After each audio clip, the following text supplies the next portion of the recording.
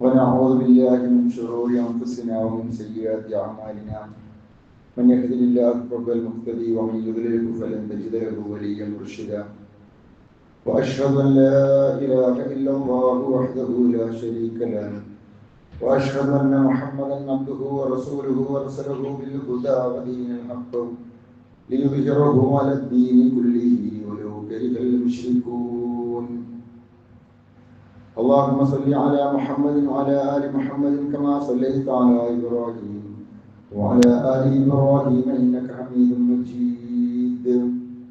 اللهم بارك على محمد وعلى آل محمد كما باركت على إبراهيم وعلى آل إبراهيم إنك حميد مجيد. أما بعد فإن خير الحديث كتاب الله وخير الهدي هدي محمد صلى الله عليه وسلم وشر الأمور محدثاتها وكل محدثة بدعة وكل بدعة ضلالة وكل ضلالة في النار. أيها الناس اتقوا الله حق تقاته ولا تموتن إلا وأنتم مسلمون. أعوذ بالله من الشيطان الرجيم. بسم الله الرحمن الرحيم. من عمل صالحا من ذكر أو أنثى وهو مؤمن فلنحيينه حياة طيبة ولنخزينهم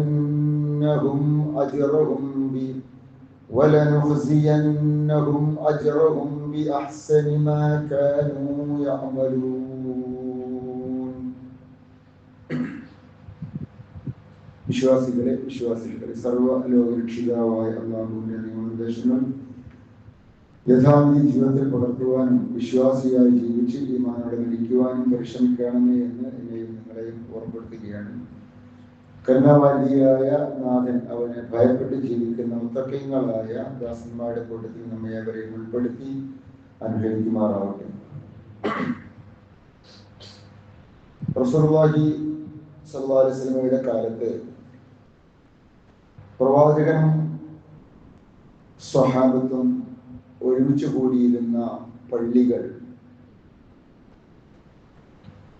കേവലമായ അല്ലെങ്കിൽ ആരാധനകളിൽ ഏറ്റവും പ്രധാനപ്പെട്ട നമസ്കാരം നിർവഹിക്കുന്നതിന് വേണ്ടി മാത്രമല്ല അന്ന് പള്ളികൾ ഉപയോഗിച്ചിരുന്നത്. റസൂലുള്ളാഹി സ്വല്ലല്ലാഹു അലൈഹി വസല്ലമയുമായി സ്വഹാബത്തിന്റെ രാഷ്ട്ര പുനർനിർമ്മാണവുമായി ബന്ധപ്പെട്ട എല്ലാ മീറ്റിങ്ങുകളും നടന്നിരുന്നത് ആ പള്ളിയിൽ വെച്ചായിരുന്നു. റസൂലുള്ളാഹി സ്വല്ലല്ലാഹു അലൈഹി വസല്ലമ യാത്ര പുറപ്പെട്ടിരുന്നത് പള്ളിയിൽ വെച്ചായിരുന്നു. യാത്ര കഴിഞ്ഞ് തിരിച്ചു വന്നിരുന്നത് പള്ളിയിലേക്കായിരുന്നു. പല ദിക്കുകളിൽ നിന്നും പ്രവാചകൻ സ്വല്ലല്ലാഹു അലൈഹി വസല്ലമയെ കാണുന്നതിന് വേണ്ടി വന്നിരുന്ന യാത്രാ സംഘങ്ങളെ സ്വീകരിച്ചിരുന്നത് പള്ളിയിലായിരുന്നു. യുദ്ധത്തിന് ആളുകളെ അയക്കുന്നതിന് വേണ്ടി അവർ ഒരുമിച്ച് കൂടുകയും അവർക്ക് വേണ്ട നിർദ്ദേശങ്ങൾ നൽകുകയും ചെയ്തിരുന്നത് പള്ളികളിൽ വെച്ചായിരുന്നു. എല്ലാ അർത്ഥത്തിലും നബിയുടെ കാലത്ത് പള്ളികൾ ഒരു വിജ്ഞാന കേന്ദ്രവും സാംസ്കാരിക കേന്ദ്രവുമായി വർത്തിച്ചിരുന്ന നബിയുടെ ഏറ്റവും പ്രധാനപ്പെട്ട ഗേഹം പള്ളികളായിരുന്നു. ഭാവിയിൽ ഇസ്ലാമിൽ പല വിഷയത്തിലും പൗരോഹിത്യത്തിന്റെയും അതേപോലെ തന്നെ മറ്റു പലരുടെയും കൈകടത്തലുകൾ ഉണ്ടായ കൂട്ടത്തിൽ ഈ ഒരു കാഴ്ചപ്പാടിലും ഇസ്ലാമിൽ ഒരുപാട് മാറ്റങ്ങൾ വരുത്തുവാൻ വേണ്ടി കാലങ്ങളായി പൗരോഹിത്യം ശ്രമിച്ചിട്ടുണ്ട് എന്നുള്ളത് ഒരു യാഥാർത്ഥ്യമാണ്. പള്ളികൾ അന്നത്തെ ആ ഒരു കാഴ്ചപ്പാടിൽ നിന്ന് മാറി റസൂലുള്ളാഹി സ്വല്ലല്ലാഹു അലൈഹി വസല്ലം നിർവഹിച്ചിരുന്ന ഉത്തരവാദിത്തത്തിൽ ഒരുപാട് പിന്നോട്ട് പോവുകയും അതിനനുകൂലമായ ഫത്വകൾ നൽകുകയും ചെയ്തതിന്റെ അടിസ്ഥാനത്തിലാണ് ഈ ഒരു മാറ്റം ആ ഒരു രംഗത്ത് ഉണ്ടായത് എന്നുള്ളതൊരു സത്യമാണ്. അവസാനം നമ്മുടെ നാട്ടിലേക്ക് ഇസ്ലാം കയറി വന്ന് 1940-കളിലൊക്കെ നമുക്കറിയാം പല വിഷയത്തിലും പണ്ഡിതന്മാർ ഫത്വ നൽകിയ കൂട്ടത്തിൽ സഹോദരിമാർ അക്ഷരം പഠിക്കേണ്ടതില്ല, അത് കറാഹത്താണ് എന്ന ഫത്വ നമ്മുടെ നാട്ടിൽ ഒരു പക്ഷെ ഇപ്പോഴും നിലനിൽക്കുന്നുണ്ട്, അല്ലെങ്കിൽ ആ ഫത്വ പിൻവലിച്ചിട്ടില്ല. ഫത്വ നൽകിയിട്ടുണ്ട്. ആളുകൾ അവിടെ നിന്ന് ഒരുപാട് മുന്നോട്ട് പോയി, സമൂഹം മാറി. പക്ഷെ ആ ഫത്വകൾ ഇപ്പോഴും നിലനിൽക്കും. നമുക്കറിയാം, മദ്രസകളിലൊക്കെ നേരത്തെ ഒരുപക്ഷെ നമ്മുടെയൊക്കെ തന്നെ ചെറുപ്പത്തിൽ ആൺകുട്ടികൾക്ക് വേണ്ടി എഴുത്ത് പരീക്ഷയും പെൺകുട്ടികൾക്ക് വേണ്ടി ചോദ്യ പരീക്ഷയുമായിരുന്നു. അവിടെ എഴുതാൻ പാടില്ലായിരുന്നു പെൺകുട്ടികൾ, അത് കറാഹത്തായിരുന്നു. അവർ പെൺകുട്ടികളെ പരീക്ഷ നടത്താറുണ്ടായിരുന്നത് ഉസ്താദുമാര് നേരെ അടുത്തിരുത്തിയിട്ട് ചോദ്യങ്ങൾ ചോദിച്ചിട്ടാണ് പരീക്ഷ നടത്തുന്നത്. പൊതുപരീക്ഷയിലൊക്കെ അങ്ങനെയാണ് ഉണ്ടാവുക.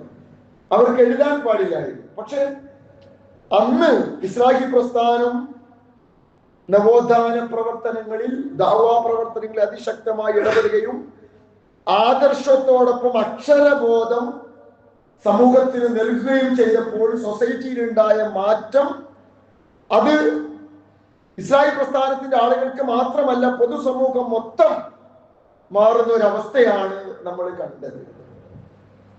നമ്മുടെയൊക്കെ ചെറുപ്പത്തിൽ ഒരു പക്ഷേ എന്റെ പ്രായമുള്ളവരോ അതിനേക്കാൾ പ്രായമുള്ളവരോ ആയ ആളുകൾ നേർക്ക് നേരെ ഡോക്ടർ ഉസ്മാൻ സാഹിബിനെ പോലെ, KP മുഹമ്മദ് മൗലവി പോലുള്ള ആളുകൾ പ്രസംഗിക്കുന്നത് കേട്ടിട്ടുണ്ടായിരിക്കും. മുസ്ലിം പെൺകുട്ടികളുടെ കൂട്ടത്തിൽ നിന്ന് ഡോക്ടർമാരും എഞ്ചിനീയർമാരും വളർന്നു വരുന്ന ഒരു കാലം കേരളത്തിൽ ഉണ്ടാവും എന്നാൽ അത് ഒരു 10, 40, 45, 50 വർഷക്കാലങ്ങൾക്ക് മുൻപ് അതൊരു സ്വപ്നം മാത്രമായിരുന്നു. ഒരു പക്ഷെ അതിലൊരു വാചകമാണ്, മലപ്പുറം ജില്ലയിൽ നിന്ന് കോഴിക്കോട് മെഡിക്കൽ കോളേജിലേക്ക് സ്വന്തം കാർ ഡ്രൈവ് ചെയ്തു പോകുന്ന ഒരു മഫ്ത ധരിച്ച മുസ്ലിം പെൺകുട്ടി മലയാളക്കരയിൽ ഉണ്ടാവുന്ന ഒരു കാലമൊക്കെ അതിവിദൂരമല്ല എന്ന് നമ്മുടെ നേതാക്കൾ പ്രസംഗിച്ചപ്പോ വലിയ സ്വപ്നമായി നമ്മുടെ പൂർവികർ അത് കൊണ്ടു നടന്നതാണ്. പക്ഷെ ഇന്ന് നോക്കൂ നിങ്ങൾ, അത് ഒരു അപൂർവ കാഴ്ചയല്ല എന്ന് മാത്രമല്ല, വിദ്യാഭ്യാസ രംഗത്ത് ഇതിനെ എതിർത്ത ആളുകൾ തന്നെ സ്ത്രീകൾക്ക് വേണ്ടി പ്രത്യേകമായ ക്യാമ്പസുകൾ തുടങ്ങി, കലാലയങ്ങൾ തുടങ്ങി, വനിതാ കോളേജുകൾ തുടങ്ങി, വനിതാ അറബിക് കോളേജുകൾ തുടങ്ങി, വനിതാ ലോ കോളേജുകൾ തുടങ്ങി. അങ്ങനെ വനിതകൾ, സ്ത്രീകൾ വിദ്യാഭ്യാസ രംഗത്ത് ഉണ്ടാക്കിയെടുത്തിട്ടുള്ള മാറ്റം അത് ഈ സൊസൈറ്റിയെ മൊത്തം മാറ്റിയെടുക്കുന്ന കാഴ്ചയാണ് പിന്നീട് നമ്മൾ കണ്ടത്. ആ ഒരു മാറ്റം കേരളത്തിൽ ഉണ്ടാക്കിയത് ഇസ്ലാഹി പ്രസ്ഥാനത്തിന്റെ ശക്തമായ ഇടപെടൽ കൊണ്ടായിരുന്നു. വിദ്യാഭ്യാസ രംഗത്ത് ഇന്ന് ഉണ്ടായ ഈ മാറ്റം സ്ത്രീകളുടെ പള്ളിപ്രവേശവുമായി ബന്ധപ്പെട്ട് ഉണ്ടാകുമെന്നുള്ളതിൽ യാതൊരു സംശയവുമില്ല. അത് സൊസൈറ്റിയിൽ മൊത്തം നമ്മൾ കണ്ടുകൊണ്ടിരിക്കുന്ന കാഴ്ചകളാണ്. ലോകത്ത് ഇപ്പോ അറേബ്യൻ രാജ്യങ്ങളിലൊക്കെ GCC-യിലൊക്കെ യാത്ര ചെയ്ത ഒരുപാട് ആളുകൾ, അവിടെ ജോലി ചെയ്ത ഒരുപാട് സഹോദരങ്ങൾ നമ്മുടെ കൂട്ടത്തിലുണ്ട്. അവർക്കറിയാം, സൗദി അറേബ്യയിലായിരുന്നാലും UAE-യിലായിരുന്നാലും ഖത്തറിലായിരുന്നാലും കുവൈറ്റിലായിരുന്നാലും ഒമാനിലായിരുന്നാലും അവിടെയൊക്കെ പള്ളികളിൽ സാധാരണ സഹോദരങ്ങൾ പോകുന്നത് പോലെ സഹോദരിമാരും ജുമഅക്കും ജമാഅത്തിനും പങ്കെടുക്കുന്നുണ്ട്. GCC രാജ്യങ്ങളിൽ മാത്രമല്ല, അതിനപ്പുറത്തേക്ക് എത്യോപ്യ അടക്കമുള്ള ആഫ്രിക്കൻ രാജ്യങ്ങളിൽ, സിറിയയിൽ, ജോർദാനിൽ, ലെബനാനിൽ, ഈജിപ്തില്, അതേപോലെ തന്നെ പടിഞ്ഞാറ് മൊറോക്കോ മുതൽ കിഴക്ക് ചൈന വരെ നീണ്ടു നിൽക്കുന്ന രാജ്യങ്ങളിലൊക്കെ അവിടെയൊക്കെയുള്ള മുസ്ലിം പള്ളികളിൽ സഹോദരിമാര് ജുമാക്കും ജമാഅത്തിനും പങ്കെടുക്കുന്നുണ്ട്. ചിലയിടങ്ങളിലൊക്കെ ചെന്ന് നമുക്ക് കാണാം, ഒരു ഒറ്റ ഹാളായിരിക്കും പള്ളി. അതിന് സ്ത്രീകൾക്ക് വേണ്ടി ഒരു പ്രത്യേക ഏരിയ കർട്ടൻ ഇട്ട് ഒരു തുണിയൊക്കെ വിരിച്ചിട്ട് മാറ്റി വെച്ചിട്ടുണ്ടായിരിക്കും. നമ്മുടെ നാട്ടിലെ അൽഹംദുലില്ലാഹ് മലയാളക്കരയില് ഇപ്പൊ നമ്മൾ ഈ ജുമാക്ക് പങ്കെടുത്തുകൊണ്ടിരിക്കുന്ന കുന്നുമ്മൽ പള്ളിയിൽ 100 കണക്കിന് സഹോദരിമാർ ജുമാക്ക് പങ്കെടുക്കുന്നുണ്ട്. റോട്ടിൽ നിന്ന് പള്ളിയിലേക്ക് പ്രവേശിക്കുന്നതോടുകൂടി അവരുടെ വഴിയും റൂമും ഒക്കെ സെപ്പറേറ്റാണ്. അവര് നമ്മളുമായിട്ട് പ്രത്യക്ഷത്തിൽ കാണുന്ന ഒരു ബന്ധമില്ല. വേറെ റൂമാണ്, വേറെ സൗകര്യമാണ്, വേറെ ഒതുകൊടുക്കാനുള്ള ഇടം വേറെയാണ്, നമസ്കരിക്കാനുള്ള ഇടം വേറെയാണ്, വഴി വരെ വേറെയാക്കി സെപ്പറേറ്റ് ചെയ്തുകൊണ്ടാണ് നമ്മുടെ മലയാളക്കരയിൽ ഇത്തരം പള്ളികൾ. നബിയുടെ കാലത്ത് അങ്ങനെയല്ല എന്നുള്ളത് ഹദീസിനെ പരിശോധിച്ചാൽ നമുക്ക് അറിയാലോ. ഹദീസിൽ ഒരുപാട് ഇതുമായി ബന്ധപ്പെട്ട പരാമർശങ്ങൾ കാണുവാൻ സാധിക്കും. സഫിന്റെ ശ്രേഷ്ഠത പറഞ്ഞിടത്ത്, സുജൂദിൽ നിന്ന് എഴുന്നേൽക്കുന്നതിനെ കുറിച്ച് പറഞ്ഞിടത്ത്, അവിടെയൊക്കെ നബിയുടെ കാലത്ത് അന്ന് അത്രയും സൗകര്യമുള്ളൂ. ഒരേ പള്ളിയില് മുന്നില് പുരുഷന്മാര്, അതിനുശേഷം കുട്ടികള്, അതിനുശേഷം സ്ത്രീകൾ. അതുപോലെ ആ രീതിയിലായിരുന്നു റസൂലുള്ളാഹിയുടെ കാലത്ത് ഉണ്ടായിരുന്ന പള്ളികളുടെ, മദീനത്തെ പള്ളിയിലെയും അതേപോലെ തന്നെ കുബാ റസൂലുള്ളാഹി ഉണ്ടാക്കിയ പള്ളിയിലൊക്കെ ഉള്ള സഫിന്റെ രീതി അങ്ങനെ. പക്ഷെ നമ്മുടെ നാട്ടിൽ അൽഹംദുലില്ലാഹ് നമുക്ക് അതിനപ്പുറത്തേക്കുള്ള സൗകര്യങ്ങൾ വന്നപ്പോൾ നമ്മൾ അതിന് സൗകര്യങ്ങൾ അവർക്ക് ചെയ്തു കൊടുത്തു. പക്ഷെ ഇപ്പോഴും സംസാരിക്കുന്ന, ഇതിനെ എതിർക്കുന്ന ആളുകൾ പറയാം പരപുരുഷന്മാരോടൊപ്പം എന്ന പ്രയോഗമാണ്. വീട്ടിൽ നിന്ന് ഉപ്പയും ഉമ്മയും മക്കളും ഒന്നിച്ച് ജുമാക്ക് വരുമ്പോ അവര് ജുമാക്ക് മാത്രമല്ല, വീട്ടിൽ നമ്മൾ പുറത്തിറങ്ങുന്നത്, ഷോപ്പിങ്ങിന് പോകുന്നുണ്ട്, മാളുകളിലേക്ക് പോകുന്നുണ്ട്, ഗ്രൗണ്ടിലേക്ക് പോകുന്നുണ്ട്, അതേപോലെ തന്നെ കല്യാണങ്ങൾക്ക് പോകുന്നുണ്ട്, ഓഡിറ്റോറിയങ്ങളിലേക്ക് പോകുന്നുണ്ട്, ബീച്ചിലേക്ക് പോകുന്നുണ്ട്. അവിടെയൊക്കെ ഈ കുടുംബക്കാർ മാത്രമാണ് ഉള്ളത്? അല്ല, അവിടെയൊക്കെ ഉള്ള ഹുക്മ് അതിനേക്കാൾ ഭദ്രമായി പാലിക്കപ്പെടുന്ന ഇടങ്ങളിൽ മാത്രം പള്ളികൾ ഹറാമാക്കപ്പെടുകയും, അവിടെ ആരെങ്കിലും അതിനെതിരെ ഇപ്പൊ പറയുന്നുണ്ടോ? മാളിലേക്ക് പരപുരുഷന്മാരുണ്ട് പോകാൻ പാടില്ല എന്ന് പറയുന്നുണ്ടോ? ബീച്ചിൽ പരപുരുഷന്മാരുണ്ട് പോകാൻ പാടില്ല എന്ന് പറയുന്നുണ്ടോ? ഷോപ്പിങ്ങിന് പരപുരുഷന്മാരുണ്ട് പോകാൻ പാടില്ല എന്ന് പറയുന്നുണ്ടോ? ലുലു മാളിലേക്ക് പരപുരുഷന്മാരുള്ളത് കൊണ്ട് പോകാൻ പാടില്ല എന്ന് പറയുന്നുണ്ടോ? ഇല്ല. അവിടെയൊക്കെ ഇനി എല്ലാ വിഷയത്തിലും നോക്കൂ നിങ്ങൾ. ഇപ്പൊ ഇവിടെ നിന്ന് നമ്മുടെ മലയാളക്കരയിൽ നിന്ന് ഹജ്ജിനും ഉംറക്കും എല്ലാവരും പോകുന്നുണ്ടല്ലോ. മസ്ജിദുൽ ഹറമില് പുരുഷന്മാര് മാത്രമല്ല ജുമാക്ക് പങ്കെടുക്കുന്നത്, ജമാഅത്തിന് പങ്കെടുക്കുന്നത്, സ്ത്രീകളുണ്ട് എന്നുള്ളത് അവിടെ ഒരു തവണയെങ്കിലും പോയി വന്ന് എല്ലാവർക്കും അറിയാം. മസ്ജിദുൽ നബവിയിലായിരിക്കട്ടെ, മൂന്നാമത്തെ പള്ളിയായി ജെറൂസലേമിൽ അവിടെ നമസ്കരിക്കാവുന്ന ഇടങ്ങളിൽ അവിടെയൊക്കെ ലോകത്തിന്റെ എല്ലാ ദിക്കിലും നടന്നുകൊണ്ടിരിക്കുന്നത്, കണ്ടുകൊണ്ടിരിക്കുന്നത് ഇതാണ് ഇന്ന് ലോകത്ത് ഇതിന്റെ ഒരു അവസ്ഥ എന്ന് പറയുന്നത്, അതിന്റെ ഒരു ഭൗതിക ഇന്നത്തെ ഒരു സാഹചര്യം എന്ന് പറയുന്നത്. നമ്മൾ കാണുന്ന കേൾക്കുന്ന പച്ചയായ യാഥാർത്ഥ്യം. ആർക്കാണ് ഈ പച്ചയായ യാഥാർത്ഥ്യത്തെ, നഗ്ന സത്യത്തെ നിഷേധിക്കാൻ സാധിക്കാം? ഇതാണ് ഇന്നത്തെ ഒരു സാഹചര്യം എന്ന് പറയുന്നത്. ഇനിയും ഇസ്ലാമിന് ഒരു വിഷയം തെളിവാകുന്നത് മക്കത്തുണ്ടോ, മദീനത്തുണ്ടോ, അതല്ലെങ്കിൽ ജോർദാനിലുണ്ടോ, UAE-യിലുണ്ടോ, UK-യിലുണ്ടോ എന്ന് നോക്കിയിട്ടല്ല. ദലീൽ എന്ത് പറയുന്നു എന്നുള്ളതാണ്. തെളിവുകൾ എന്ത് പറയുന്നു, ഖുർആൻ എന്ത് പറയുന്നു, ഹദീസ് എന്ത് പറയുന്നു, അതിന്റെ അടിസ്ഥാനത്തിലാണ് ഇസ്ലാമിൽ ഒരു കാര്യം തീരുമാനിക്കേണ്ടത്. ആ നിലക്ക് നോക്കിയാലോ, നമ്മൾ ഖുർആൻ സാധാരണ നമ്മൾ പറയാറുണ്ട്, ഖുർആനിൽ പേര് പറഞ്ഞ ഒരൊറ്റ മുസ്ലിം വനിതയാണുള്ളത്. ഖുർആനിൽ ഒരൊറ്റ സഹോദരിയുടെ പേരെ പരാമർശിച്ചിട്ടുള്ളൂ. സാധാരണ ക്വിസ് പ്രോഗ്രാമിലൊക്കെ കുട്ടികളോട് ചോദിക്കാറുണ്ട്, ഖുർആനിൽ പേര് പറഞ്ഞ ഏക മുസ്ലിം വനിത ആരാണ്? അതിന്റെ ഉത്തരം കുട്ടികൾക്കറിയാം. മറിയം റളിയല്ലാഹു അൻഹയുടെ പേരാണ് ഖുർആനിൽ പരാമർശിച്ചിട്ടുള്ളത്. അവര് ജനിച്ചതും അവര് വളർന്നത് പള്ളിയിലാണ്. ജമാഅത്തിനും ജുമാഅത്തും പങ്കെടുത്തു എന്ന് മാത്രമല്ല, അവർ വളർന്നത് പള്ളിയിലാണ്. വിശുദ്ധ ഖുർആനിൽ മറിയം റളിയല്ലാഹു അൻഹയോടുള്ള അഭ്യർത്ഥന, കൽപ്പന കൊണ്ട് വിശുദ്ധ ഖുർആൻ പരാമർശിക്കുന്ന ഒരു പരാമർശം, യാ മറിയം ഇഖ്നുതി ലിറബ്ബിക വസ്ജുദി വർകഇ മഅർ റാകിഈൻ. നമസ്കരിക്കുക, എങ്ങനെ? സുജൂദും റുകൂഉം ചെയ്യുക, മഅർ റാകിഈൻ, സുജൂദും റുകൂഉം ചെയ്യുന്നവരുടെ കൂടെ. അപ്പൊ ജമാഅത്തിൽ പങ്കെടുത്ത് നമസ്കരിക്കാനാണ് മറിയം റളിയല്ലാഹു അൻഹയോട് ഖുർആനിൽ നേർക്ക് നേരെ സ്ത്രീകള് പങ്കെടുക്കണം, ജുമാക്ക് പങ്കെടുക്കണം എന്നുള്ള അങ്ങനെ ഒരു ആയത്തായിട്ടല്ല പറഞ്ഞു. പക്ഷെ ഖുർആന്റെ പരാമർശങ്ങൾ ഇപ്പോ ജുമായെ കുറിച്ച് പറഞ്ഞാൽ നമുക്കറിയാലോ. വിശുദ്ധ ഖുർആൻ സൂറത്തുൽ ജുമാ നമ്മൾ സ്ഥിരമായി കേൾക്കാറുള്ള ആയത്ത്, യാ അയ്യുഹല്ലദീന ആമനു ഇദാ നൂദിയ ലിസ്സലാത്തി മിൻ യൗമിൽ ജുമഅത്തി, യാ അയ്യുഹല്ലദീന ആമനു, വിശ്വാസികളെ എന്ന് വിളിച്ചുകൊണ്ടാണ് ഖുർആൻ സംസാരിക്കുന്നത്. വിശ്വാസികൾ എന്ന് പറഞ്ഞാൽ നമുക്ക് എല്ലാവർക്കും അറിയാം, അതില് ആണുങ്ങളും പെണ്ണുങ്ങളും ഒക്കെ പെട്ട് പൊതുവായിട്ടാണ് ആ കൽപ്പന. പിന്നെ മറിയം റളിയല്ലാഹു അൻഹയെ കുറിച്ച് പരാമർശിക്കുന്നിടത്ത് അവരോട് പറയുന്നത് പള്ളിയിൽ ജമാഅത്ത് നമസ്കാരത്തിൽ പങ്കെടുക്കുവാനാണ്, നമസ്കരിക്കുന്നവരുടെ കൂടെ നമസ്കരിക്കാനാണ്. ഇതിന്റെ വിഷയത്തിൽ കാണാൻ സാധിക്കും, ഉമിറത്ത് ബിസ്സലാത്തി ഫിൽ ജമാഅ, ഉമിറത്ത് അവർ കൽപ്പിക്കപ്പെട്ടിരിക്കുന്നു. ആര്? മറിയം റളിയല്ലാഹു അൻഹ കൽപ്പിക്കപ്പെട്ടിരിക്കുന്നു ബിസ്സലാത്തി ഫിൽ ജമാഅ, ജമാഅത്തായിട്ട് നമസ്കാരത്തിൽ പങ്കെടുക്കുവാൻ വേണ്ടി. ഖുർആനിന്റെ ഏറെക്കുറെ ഖുർആന്റെ രീതി ഇതാണ്. പൊതുവായിട്ടാണ് ഖുർആന്റെ കൽപ്പന. മറിയം റളിയല്ലാഹു അൻഹയെ കുറിച്ച് പറഞ്ഞപ്പോൾ ഖുർആനിൽ പറഞ്ഞത് ഇങ്ങനെയാണ്, അതിലൊക്കെ പള്ളി അനുവദനീയമല്ല എന്നോ, പള്ളി ഹറാമാണ് എന്നോ, കറാഹത്താണ് എന്നോ, വീടാണ് ഉത്തമം എന്നോ നിലക്കുള്ള ഒരു പരാമർശവും ഖുർആനിലില്ല. അപ്പൊ നാട്ടില് ഇന്ന് ലോകത്ത് മുസ്ലിങ്ങൾ എവിടെയൊക്കെ ഉണ്ടോ അവിടെയൊക്കെ മുസ്ലിങ്ങളുടെ സാഹചര്യം, പള്ളിയുമായി ബന്ധപ്പെട്ട അവരുടെ സാഹചര്യം ഇതാണ്. ഖുർആൻ പറഞ്ഞിരിക്കുന്നത് ഇങ്ങനെയാണ്. ഇനിയോ ഹദീസ് പരിശോധിച്ചാൽ ഇസ്ലാമിലെ രണ്ടാമത്തെ തെളിവ് എന്ന് പറഞ്ഞാൽ ഹദീസാണല്ലോ. ഒരു ഹദീസോ 2 ഹദീസോ 10 ഹദീസോ അല്ല, 100 കണക്കിന് ഹദീസുകൾ. ഇത് വെറുതെ ഉള്ള ഒരു കൊട്ടക്കണക്കല്ല. 100-ലധികം ഹദീസുകളെ നബി സല്ലല്ലാഹു കാലത്ത് സഹോദരിമാർ നോക്കുന്ന ഇത്ര ഓപ്പണായ ഒരു കാര്യം, ലോകം അംഗീകരിച്ച ഒരു കാര്യം, ലോകത്ത് യാഥാർത്ഥ്യമായ ഒരു കാര്യം, ലോകത്ത് എവിടെ യാത്ര ചെയ്യുന്ന മുസ്ലിങ്ങൾക്കും കാണാൻ സാധിക്കുന്ന പച്ചയായ ഒരു സത്യം എങ്ങനെയാണ് നമുക്ക് നിഷേധിക്കാൻ സാധിക്കുക? 100 കണക്കിന് ഹദീസുകൾ. ചിലത് ഒരു 25 മിനിറ്റുള്ള ഒരു ഹുത്ബയിൽ പറയാവുന്ന ഒരു പരിധി ഉണ്ടല്ലോ. ചില കാര്യങ്ങൾ മാത്രം സൂചിപ്പിക്കാം. ഇബ്നു ഉമർ റളിയല്ലാഹു അൻഹുവിൽ നിന്ന് റിപ്പോർട്ട് ചെയ്യപ്പെടുന്ന ഒരു വചനം, നബി സല്ലല്ലാഹു അലൈഹി വസല്ലം ഖാൽ ഇദസ്തഅദനകും നിസാഅകും ബില്ലൈലി, നിങ്ങളുടെ നിസാകൾ ഭാര്യമാർ നിങ്ങളോട് പെർമിഷൻ ചോദിച്ചാൽ, അനുമതി ചോദിച്ചാൽ, ബില്ലൈലി എപ്പോ?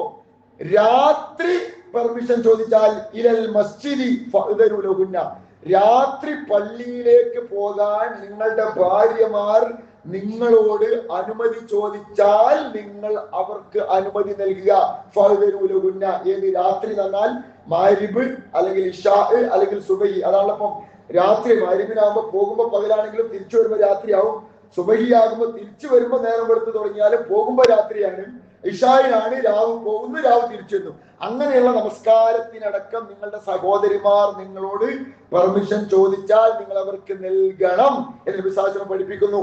ലാ തംനഉ നിസാഅകും, പല റിപ്പോർട്ടുകളുണ്ട്, അതിൽപ്പെട്ട ഒന്നിങ്ങനെയാണ്, ലാ തംനഉ നിസാഅകും, നിങ്ങളുടെ സ്ത്രീകളെ അഥവാ നിങ്ങളുടെ ഭാര്യമാരെ നിങ്ങൾ തടയരുത്, അൽ മസാജിദ, പള്ളിയെ തൊട്ട് അഥവാ പള്ളിയിലേക്ക് പോകുന്ന സഹോദരിമാരെ നിങ്ങൾ അവർക്ക് പള്ളി വിലക്കരുത്. നിങ്ങൾ അവരോട് നിങ്ങളോട് അവർ പെർമിഷൻ ചോദിച്ചാൽ നിങ്ങൾ അവർക്ക് പള്ളി വിലക്കരുത്.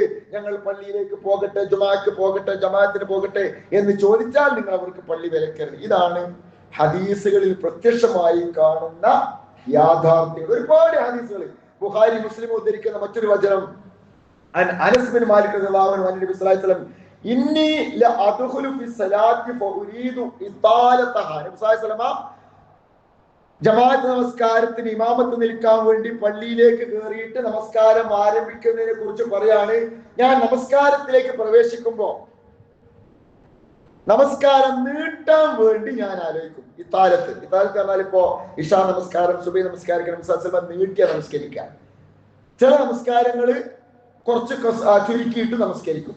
അങ്ങനെ ഞാൻ ചില സന്ദർഭത്തിൽ നീട്ടി ഓതിയിട്ട് നമസ്കരിക്കാൻ വേണ്ടി തീരുമാനിക്കും. പക്ഷേ പള്ളിയിൽ വെച്ച് ഞാൻ കുട്ടികളുടെ കരച്ചിൽ കേൾക്കും. നമസ്കാരത്തില് തക്ബീറത്തുൽ ഇഹ്റാമിലേക്ക് പ്രവേശിച്ച് നമസ്കാരത്തിലേക്ക് പ്രവേശിച്ച് സൂറകൾ ഇങ്ങനെ ഓതാൻ തുടങ്ങുമ്പോ കുട്ടികളുടെ കരച്ചിൽ കേൾക്കും. അപ്പോ പള്ളിന്റെ തൊട്ടടുത്തൊക്കെ വീടുണ്ടാവില്ല, അവിടുന്നല്ലേ, അതൊന്നുമല്ല.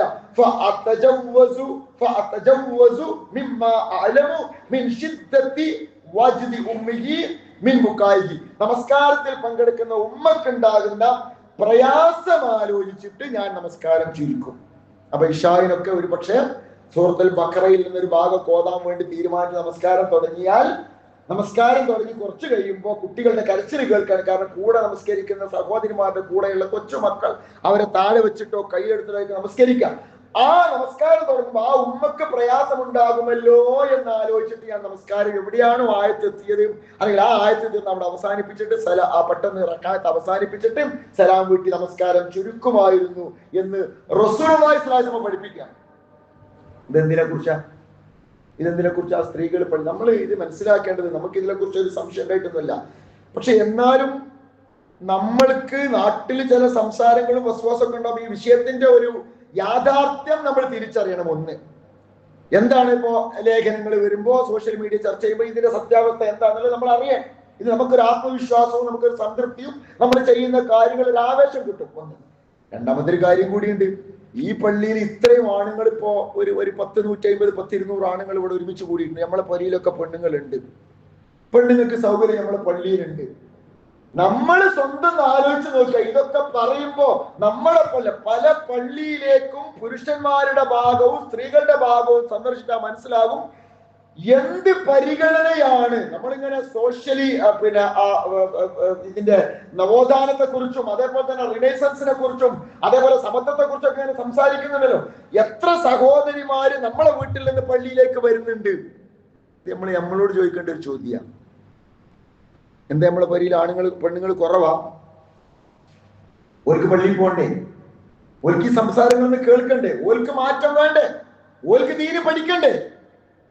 കമ്മിറ്റിക്കാർ ഒരു 10 ആൾക്കാര്, പിന്നെ MGM ഒരു 10 ആൾക്കാര്, അങ്ങനെ ഒരു 20 ആൾക്കുള്ള സ്ഥലമാണ് 250 ആളെ പള്ളി നമ്മൾ ആകെ ഉണ്ടാക്കുക. അപ്പൊ നമ്മൾ ഇതിനോടൊരു കമ്മിറ്റ്മെന്റ് കാണിക്കണല്ലോ, നമ്മൾ ഇതിനോട് കൂറ് കാണിക്കണല്ലോ. എന്നിട്ട് പെരുന്നാൾക്ക് സ്ത്രീകൾക്ക് എക്സ്ട്രാ സ്ഥലം. അന്നെന്ത് ഇവരൊക്കെ മാനത്തുനിന്ന് പൊട്ടി വീണതാ? അതിനേക്കാൾ പ്രധാനമാണ് ജുമാക്ക് പങ്കെടുക്കുക എന്നുള്ളത്. എന്നിട്ട് എന്തുകൊണ്ട് നമ്മുടെ സഹോദരിമാർക്ക് നമുക്ക് ആ ബോധം വരുന്നില്ല? സൊസൈറ്റിയെ, പബ്ലിക്കിനെ, ഇതുമായി ബന്ധമില്ലാത്ത ആളുകളെ മാത്രം പഠിപ്പിച്ചാൽ പോരാ, നമ്മളും കുറച്ചിതൊക്കെ പഠിക്കാൻ തയ്യാറാവണം. വെറും പഠനം കൊണ്ടോ കേൾവി കൊണ്ടോ ലോകത്ത് ഒന്നും സംഭവിക്കൂല. ഒരു ചേഞ്ചിന് നമ്മൾ ഒരുങ്ങണം. ചില പള്ളിയിലൊക്കെ ചിലപ്പോ സഹോദരി, നമ്മൾ എന്തിലൊക്കെ യാത്രയില് സലഫി മസ്ജിദുൽ മുജാഹിദീൻ, മസ്ജിദുർ റഹ്മ, അല്ലെങ്കിൽ പിന്നെ നമ്മുടെ മസ്ജിദുൽ ഖുദ എന്നൊക്കെയുള്ള പേര് കാണുമ്പോൾ നമ്മൾ ആ ഒരു നിലക്ക് കയറി നോക്കും. പക്ഷെ സൗകര്യമൊക്കെ ചിലപ്പോൾ ഉണ്ടാവും, റൂമൊക്കെ ഉണ്ടാവും. പക്ഷെ കഴിഞ്ഞ വെള്ളിയാഴ്ച പൂട്ടിപ്പോയിരിക്കാരം, ഇനി തുറക്കം അടുത്ത വെള്ളിയാഴ്ച അതിനെ വരുന്നുണ്ടെങ്കിൽ അവിടെ എന്തെങ്കിലും ഒരു സൗകര്യം, ഒതുടുക്കാൻ ചിലപ്പോൾ വെള്ളം ഉണ്ടാവില്ല, സ്വിച്ച് ഇട്ടാലും ഒരു ബൾബ് കത്തൂല, ഫാനും ഇല്ലാത്ത ഏതായാലും ഉണ്ടാവില്ല. ഇതൊക്കെ നമുക്ക് മാത്രമുള്ളതാ? അപ്പൊ സഹോദരിമാർ ഉണരണം, നമ്മുടെ വീട്ടിലെ സഹോദരിമാർ ഉണരണം. നമ്മള് പള്ളി ഇത് നമുക്ക് അല്ലാഹു റസൂലിന്റെ കാലത്ത് സ്വഹാബാക്കൾ ഒന്നിച്ച് ഇത് നിർവഹിച്ചിരുന്നു, ആരാധനകളിൽ പങ്കെടുത്തിരുന്നു എന്ന ബോധ്യം നമ്മുടെ കുടുംബത്തെ ആദ്യം നമ്മൾ ഉണ്ടാക്കണം. ലോകം മൊത്തം മാറുമ്പോ നമുക്കായിട്ടൊന്നും മാറി നിൽക്കാൻ സാധിക്കയില്ല. നമ്മൾ ഈ യാഥാർത്ഥ്യത്തെ തിരിച്ചറിയുക എന്നുള്ളതാണ് ഇതിലെ ഏറ്റവും പ്രധാനപ്പെട്ട ഒരു വശം. അതിനു വേണ്ടിയാണ് നമ്മൾ ഇത് പറയുന്നത്. അതാണ് ഏറ്റവും ഇതിലെ പ്രധാനപ്പെട്ട കാര്യം. അപ്പം നബി സല്ലല്ലാഹു അലൈഹി വസല്ലം പഠിപ്പിച്ച രീതി ഇതാണ്. നബി സല്ലല്ലാഹു അലൈഹി വസല്ലമയുടെ വചനങ്ങൾ നമുക്ക് മനസ്സിലാക്കുവാൻ സാധിക്കുന്ന ഇതാണ്. ഇനി ആയിഷ റളിയല്ലാഹു അൻഹ കാലത്ത് കുന്ന നിസാഉൽ മുഅ്മിനാത്തി, നബി സല്ലല്ലാഹു അലൈഹി വസല്ലമയുടെ പ്രിയ പത്നി ഭാര്യ ആയിഷ റളിയല്ലാഹു പറയാണ്, ഞങ്ങൾ പ്രവാചകന്റെ ഭാര്യമാർ യശ്ഹദിന മഅ റസൂലുള്ളാഹി സ്വല്ലല്ലാഹു അലൈഹി വസല്ലം സലാത്തുൽ ഫജ്രി, റസൂലുള്ളാഹിന്റെ കൂടെ സലാത്തുൽ ഫജ്റിന്, സുബഹി നമസ്കാരത്തിന് പള്ളിയിൽ ഒരുമിച്ച് കൂടുമായിരുന്നു. മുത്തലഫിആത്തിൻ ബിമുറൂത്തിഹിന്ന, എങ്ങനെ നബി സല്ലല്ലാഹു അലൈഹി വസല്ലം ഭാര്യമാർ അവരുടെ മൂടുപടം താഴ്ത്തിയിട്ടുകൊണ്ട്, അവരുടെ ജിൽബാബ് മൂടുപടം തലയിലൂടെ താഴ്ത്തിയിട്ടുകൊണ്ട് പള്ളിയിൽ പങ്കെടുക്കുമായിരുന്നു.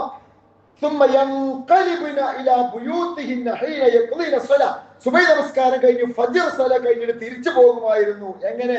വീട്ടിലേക്ക് പോകുമായിരുന്നു. ആരാണ് ആ പോണത്? ഒരു സ്ത്രീയാണെന്ന് മനസ്സിലാവുന്നല്ലാതെ ആരാണ് എന്ന് പോലും മനസ്സിലാകുമായിരുന്നില്ല. അത്രയും പ്രഭാത സമയത്ത്, സൂര്യോദയത്തിന് മുൻപ്, വെളിച്ചം പരക്കുന്നതിന് മുൻപ്, സുബഹി ബാങ്ക് കൊടുത്ത ഉടനെ ഇരുട്ടത്ത്, ആളെ തിരിച്ചറിയാത്ത ഇരുട്ടത്ത്, അതാണ് ഉദ്ദേശം. ഹദീസ് പറഞ്ഞ ഉദ്ദേശം ആളെ തിരിച്ചറിയാത്ത ഇരുട്ടത്ത് പോലും റസൂലുള്ളാഹിയുടെ കൂടെ ജുമാഅത്തും ജമാഅത്തിനും ഞങ്ങൾ പങ്കെടുക്കാറുണ്ടായിരുന്നു. നബി സല്ലല്ലാഹു അലൈഹി വസല്ലമയുടെ ഭാര്യമാർ, അവർ സ്ത്രീകളാണല്ലോ, എല്ലാവർക്കും സംശയമില്ലല്ലോ. നബി സല്ലല്ലാഹു അലൈഹി വസല്ലം അനുവദിച്ചതുകൊണ്ടാണ് അവർ പോകുന്നത്. പള്ളിയിലാണല്ലോ പോയത്, റസൂലുള്ളാഹിയുടെ കൂടെയാണല്ലോ പങ്കെടുത്തത്, ജമാഅത്ത് നമസ്കാരത്തിനാണല്ലോ പോയത്. അപ്പോ ഇതൊക്കെ കൃത്യമായി ഹദീസിൽ. ഇനിയോ ഒരുപാട് സംഭവങ്ങൾ പറയാൻ സാധിക്കും. നബി സല്ലല്ലാഹു അലൈഹി വസല്ലം ഒരിക്കൽ പള്ളിയിലേക്ക് ഇങ്ങനെ കയറുമ്പോ അവിടെ പള്ളിയുടെ മുകളിൽ നിന്ന് താഴേക്ക്, പള്ളി എന്ന് പറഞ്ഞാൽ നമ്മൾ ഇങ്ങനെയൊന്നും സങ്കല്പിക്കണ്ട, ഒരു ചെറിയ മറച്ചു കെട്ടിയ ഒരു ഇടമാണ്. അതിന്റെ മുകളിൽ ഒരു കൗക്കോല് പോലെ എന്തോ ഒന്നുണ്ടാവും, അതിന്റെ മുകളിൽ ഒരു കയറിങ്ങനെ തൂക്കി കിടക്കുന്നുണ്ട്. قال دخل النبي صلى الله عليه وسلم فإذا حبل ممدود بين الساريتين, രണ്ട് തൂണുകൾക്കിടയിൽ, കുറ്റികൾക്കിടയിൽ ഒരു കയറിങ്ങനെ തൂങ്ങി കിടക്കുന്നുണ്ട്. മാ ഹാദൽ ഹബൽ, ഈ കയറെന്താ? അപ്പോ അവര് പറഞ്ഞു ഹാദാ ഹബ്ലു ലിസൈനബി, ഇത് സൈനബാന്റെ കയറാണ്. അപ്പൊ അവിടെ ഉള്ള സഹോദരിമാർക്കൊക്കെ അറിയാം ഇത് സൈനബാന്റെ കയർ. എന്താ സൈനബാന്റെ കയറ്? ഫൈദാ ഇഫ്തറത്ത് തഅല്ലഖത്ത്, അവര് ക്ഷീണിച്ചാൽ ഈ കയറ് കെട്ടിയിട്ട്, ഏത് നമസ്കാരത്തിൽ, ഏത് ഫർദ് നമസ്കാരത്തിലല്ല, സുന്നത്ത് നമസ്കാരത്തിൽ രാത്രി ഖിയാമുൽ ലൈൽ നമസ്കരിക്കുമ്പോ പ്രിയപത്നി നബി സല്ലല്ലാഹു അലൈഹി വസല്ലമയുടെ ഭാര്യ സൈനബ ക്ഷീണിച്ചാല് ഈ കയറിൽ ഒരു കൈ നെഞ്ചിലും ഒരു കൈ കയറിലും പിടിച്ചിട്ട് ഇങ്ങനെ നിന്ന് നമസ്കരിക്കും, ക്ഷീണം കാരണം നിൽക്കാൻ പറ്റാത്തതുകൊണ്ട്. നബി സല്ലല്ലാഹു അലൈഹി വസല്ലം ഇത് കേട്ടപ്പോ പറഞ്ഞു, ലാ ഹല്ലൂഹ, അത് വേണ്ട, ആ കയറുകൾ കഴിച്ച് ഒഴിവാക്കി. ഉന്മേഷം ഉണ്ടാകുന്ന സമയത്ത് അവര് നിന്നിട്ട് നമസ്കരിക്കട്ടെ. ക്ഷീണിച്ചു കഴിഞ്ഞാൽ അവർ ഇരുന്ന് നമസ്കരിച്ചോട്ടെ. അപ്പൊ അതല്ല, സുന്നത്തായ നമസ്കാരങ്ങൾ ഫർദിനാണെങ്കിലും കഴിയെങ്കിലാണ് നിൽക്കേണ്ടത്. ക്ഷീണിച്ചിട്ട് ഇടങ്ങാറായിട്ട് ഒരാൾ എന്ത് ചെയ്യണം? ഇത് എവിടെയാ അറിയോ? സൈനബാബിന്റെ വീട്ടിലല്ല, പള്ളിയിൽ കയറുമ്പോഴാണ് ഈ കയറ് കാണുന്നത്. അതിന്റെ അർത്ഥം എന്താ? അവിടെ സൈനബാബാനിക സ്ഥിരമായി ജമാഅത്തിനും വരാറുണ്ടായിരുന്നു, രാത്രി ഖിയാമുൽ ലൈലിന് വരെ വരാറുണ്ടായിരുന്നു, അവിടെ വെച്ച് നമസ്കരിക്കാറുണ്ടായിരുന്നു. എന്നിട്ട് ക്ഷീണിക്കുമ്പോൾ ഒരു കയറ് തൂക്കിയിരുന്നു, ആ കയറിൽ ഒരു കൈ ഇങ്ങനെ പിടിച്ചിരുന്നു. ഇതൊക്കെ അവിടെ സാധാരണ സ്വഹാബത്തിന് അറിയാവുന്ന കാര്യമായിരുന്നു. നൂറുകണക്കിന് സംഭവങ്ങളിൽ മറ്റൊന്ന്. ഇതൊക്കെ വിശ്വാസങ്ങളുടെ കാലത്ത് കൃത്യമായി നടന്നിരുന്ന കഴിഞ്ഞോ. അതിനപ്പുറത്ത് ഒരിക്കൽ മറ്റൊരു സംഭവം കാലത്ത്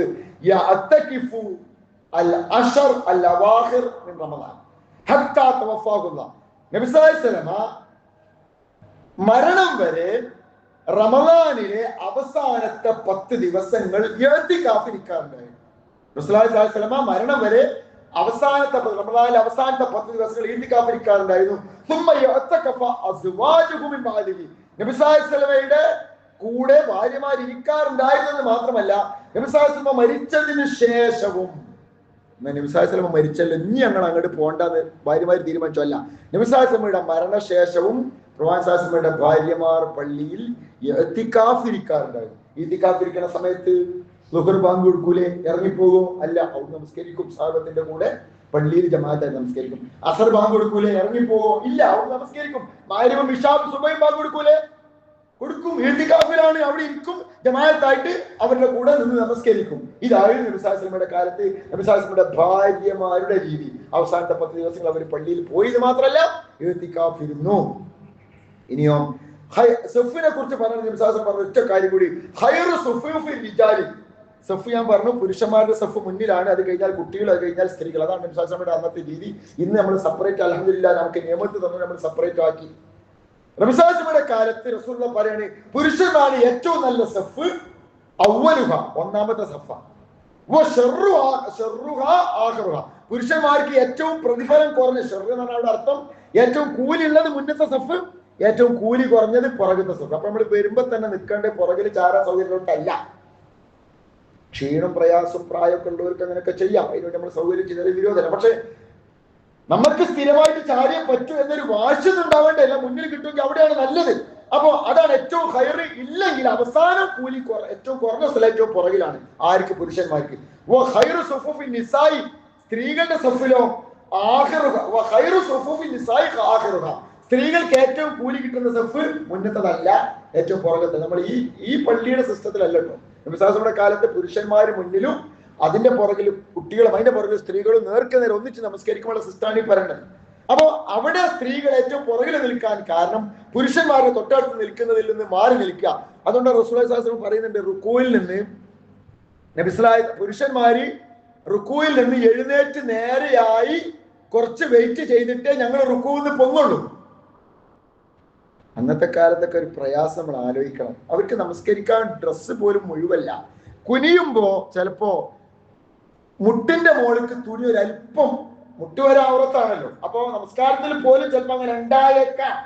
അങ്ങനത്തെ ഒരു സീന് കാണാതിരിക്കാൻ വേണ്ടി ഞങ്ങൾ വെയിറ്റ് ചെയ്തിട്ട് എണീക്കൊള്ളുമായിരുന്നു. ഇന്നിപ്പോ നമ്മളുടെ ഡ്രസ്സൊക്കെ നീളം കൂടിയിട്ട് താഴത്ത് കൂടെ വലിച്ചു നടക്കുക. അപ്പൊ അന്നത്തെ സാഹചര്യം മനസ്സിലാക്കുക. അതുകൊണ്ട് അവർ നബി സല്ലല്ലാഹു അലൈഹി വസല്ലമയുടെ പിന്നിൽ ഉണ്ടായിരുന്നു, സ്വഹാബത്തിന്റെ പിന്നിൽ ഉണ്ടായിരുന്നു. അപ്പൊ സ്ത്രീകൾക്ക് ഏറ്റവും ഹൈറായ സഫ് ഏറ്റവും പുറകിലാണ്, ഏറ്റവും കൂലി കുറഞ്ഞ സഫാണ് മുന്നിൽ. ഇതൊക്കെ റസൂലുള്ളാഹി സ്വല്ലല്ലാഹു അലൈഹി വസല്ലം ഹദീസിലൂടെ പഠിപ്പിച്ചിട്ടുള്ളതാണ്. ഏറ്റവും കൂലി കുറഞ്ഞത് സ്ത്രീകൾക്ക് ആ നിലക്ക് നിൽക്കുമ്പോൾ ഏറ്റവും മുന്നിലുള്ളതാണ്. ഇതൊക്കെ സ്വഹീഹായ ഹദീസുകൾ റിപ്പോർട്ട് ചെയ്യപ്പെട്ടുള്ള കാര്യങ്ങളാണ്. അപ്പോൾ നമ്മൾ കാര്യങ്ങൾ കൃത്യമായി മനസ്സിലാക്കുക. വിമർശിക്കാൻ വേണ്ടിയിട്ട് അല്ല, അതിലപ്പുറം നമ്മൾക്ക് ചില മാറ്റങ്ങൾ ഉണ്ടാക്കാൻ വേണ്ടി സാഹചര്യങ്ങൾക്കനുസരിച്ച് കാര്യങ്ങൾ പഠിക്കുവാൻ, മനസ്സിലാക്കുവാനുള്ള അവസരങ്ങൾ ഉപയോഗപ്പെടുത്തി, പോസിറ്റീവായി ഉപയോഗപ്പെടുത്തി നമ്മുടെ സഹോദരിമാർക്കും ഈ ഒരു നവോത്ഥാനം ഉണ്ടാവണം. ലോകം മൊത്തം മാറുമ്പോ എതിർത്തവർ പോലും മാറുമ്പോൾ നമ്മൾ പിന്നോട്ട് പോകുന്ന, പലതിലും പിന്നോട്ട് പോയതുപോലെ നമ്മൾ പിന്നോട്ട് പോകുന്ന ഒരു അവസ്ഥ ഉണ്ടാകാൻ പാടില്ല. അതുകൊണ്ട് ഉണരുക സമൂഹമേ, പഠിക്കുക, അള്ളാഹുവോട് പ്രാർത്ഥിക്കുക, അവൻ നമ്മെ കാത്തുരക്ഷിക്കുമാറാവട്ടെ.